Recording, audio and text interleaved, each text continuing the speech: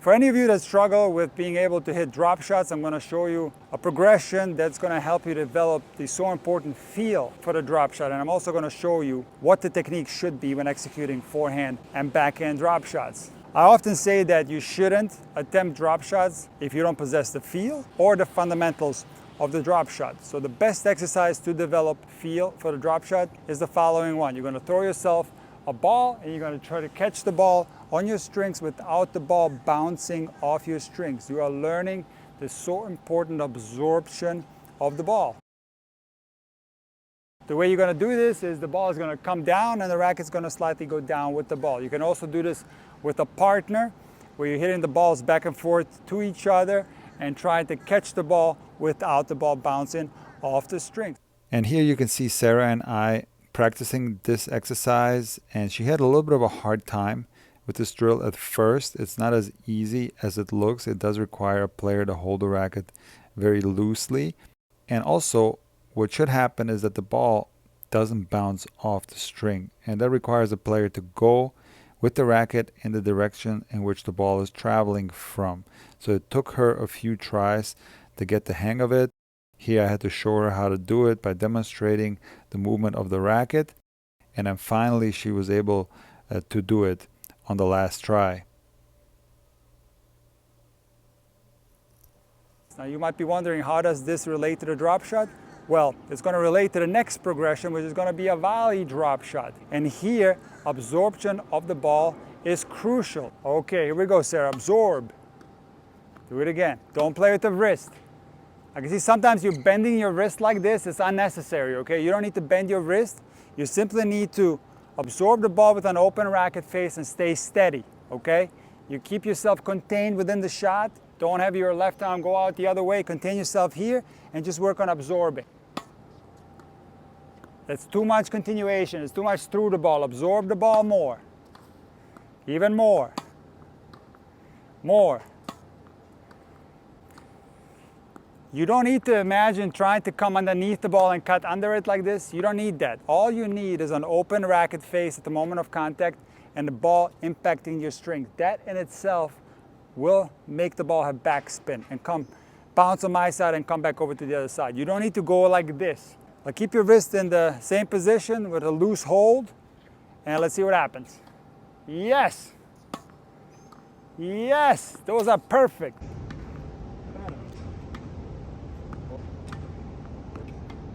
Yes! Yes! Yes, Sarah, perfect. Forehand. Excellent dropper. It's important to remember that when you are receiving a ball from the baseline with more pace, the absorption of the ball is easier, and therefore drop shots become much simpler to execute. So what I did here with Sarah was I backed up to the baseline, started hitting the ball a lot harder to her, and she, because of the progressions that we did previously, had a much easier time handling drop shots with more pace coming at her. She, however, still has a problem on her forehand volley where she spreads her arms apart. So we have to work on keeping the arms more contained so that she doesn't lose balance on her drop shot, and she did a much better job towards the end.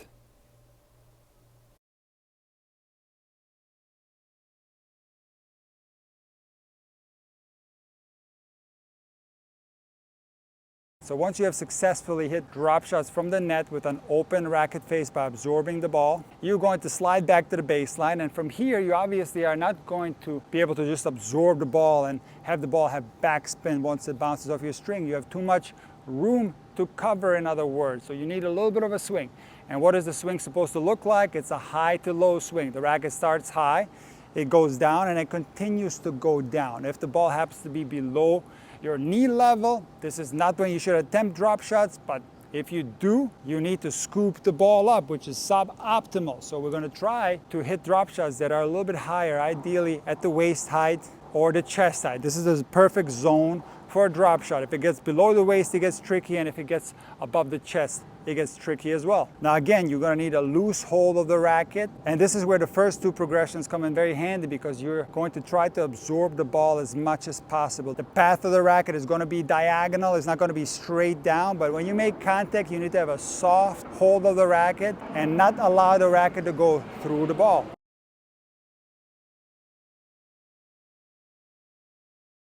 So now that you're at the baseline, so there needs to be a little bit more of a swing. Now the swing has to be high, low, and then continue to go low.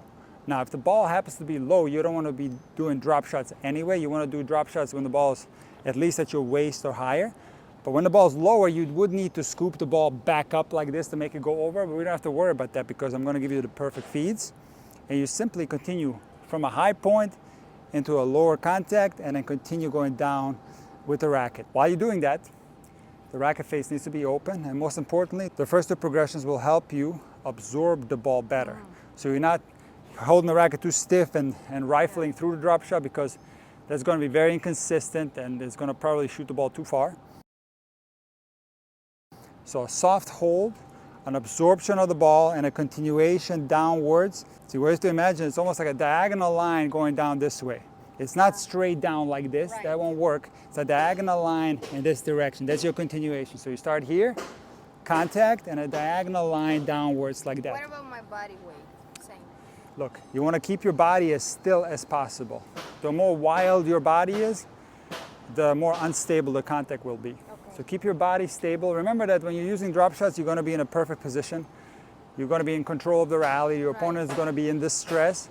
So you can keep your body as still as possible so you can execute the shot that's technically quite challenging. Okay.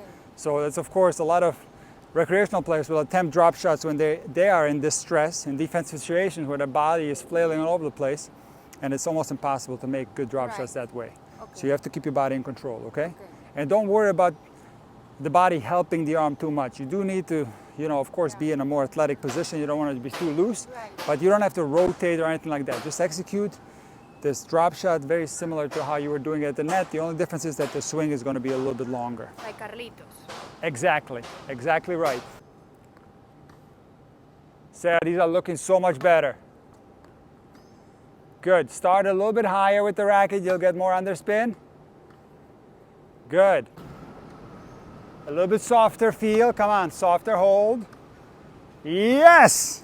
Wow, so good. Backhand drop shot. That is excellent. The backhand drop shot, you have a little bit more feel there compared to your forehand. Okay, now Sarah, I want you to disguise the drop shot. So you're going to pretend like you're going to blast the forehand. You're going to take your racket back and load the same way you do when you're hitting the forehand hard. But then in your tape, you're going to change your grip and do a disguised fake drop shot, okay? Disguise a little more. Disguise like this. Come on, lower your body. Wait a little bit longer. Come on, disguise longer. Go again, disguise longer. Wait longer, and then you go here, here. Come on. Yes, that's it. Do it again. Go again. Continue downwards a little bit. Okay, absorb the ball a little more. Okay, not bad. Come again. Yes, Sarah, that's excellent. Nice work. The final and the most difficult progression in developing your drop shot is trying to hit a drop shot out of a live ball situation. See, what happens with a lot of players is that once they start rallying and the ball is coming fast to them, it becomes challenging to find the right ball to hit a drop shot on. In addition to that, often the old muscle memory kicks in and players go right back to their old drop shot technique.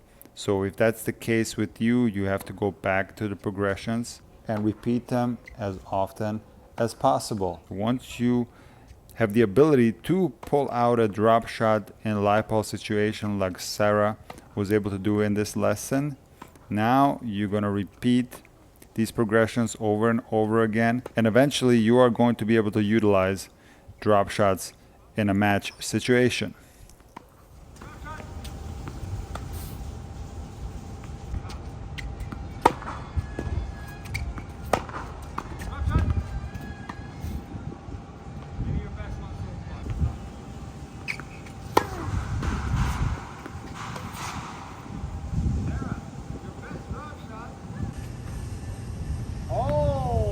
How are you feeling on those drop shots? Do you feel like they've gotten better? Way better.